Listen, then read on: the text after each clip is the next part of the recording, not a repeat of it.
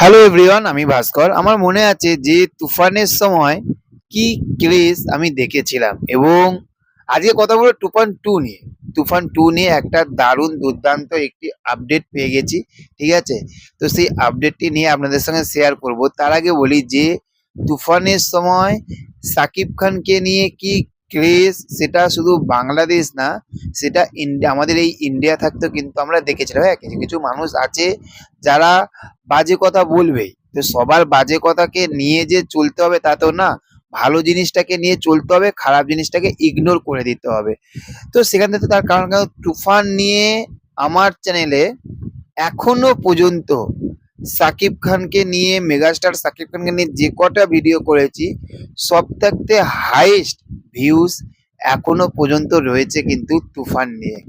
এবং তুফানের সময় কি ক্রেজ, কি পাগলামো, কি উন্মাদনা, কি এক্সাইটমেন্ট, সবকিছু কিন্তু দেখেছিলাম। তো সেখান থাকতে তুফানের সময় যদি ওই রকম এক্সাইটমেন্ট যদি আমরা দেখি, তাহলে তুফান 2 এ আমরা কি দেখতে পাবো, তাই না?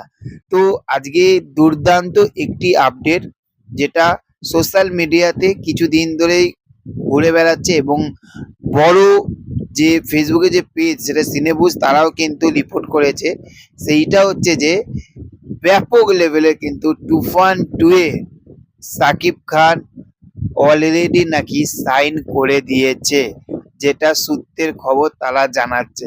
তো দেখো, যদি তুফান 2 এ সাইন না করে সেটা আলাদা বিষয়, যদি তুফান 2 এ যদি সাইন করে দেয় সাকিব খান, তাহলে বুঝতে পারছো তুফান 2 যখন মুক্তি পাবে, তুফানে আমরা কি দেখেছিলাম, তুফানে আমরা কি দেখেছিলাম, তুফান 2 এ না, জাস্ট শুধু ঝড় বলবো না, ঝড়ে থাকতেও যদি কিছু থাকে, মহাপ্রলয় বলে না, সেই মহাপ্রলয় কিন্তু আমরা তুফান 2 এ দেখতে পেতে চলেছি বস।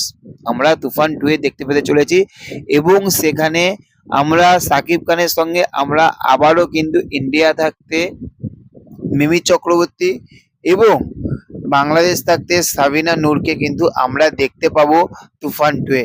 আরো অনেকে থাকবে। তো বুঝতেই পারছো যে কি লেভেলের একটা মারাত্মক একটা প্রজেক্ট তৈরি হতে চলেছে, এবং এটার ডিরেক্টর রায়ান রাফি। এবং সত্যি কথা বলতে, রায়ান রাফির উপরে আমার প্রচুর রেসপেক্ট রয়েছে। তার কারণ কেন, এই মানুষটা যে কটা সিনেমা তৈরি করেছে, আমি পরাণ দেখেছি, তারপরে আপনার সুড়ঙ্গ দেখেছি, ঠিক আছে, তুফান দেখেছি, তাণ্ডব দেখেছি, লাস্ট যে ছবিটা প্রেসার কুকার, সেটা আমার এখনো পর্যন্ত দেখা হয়নি।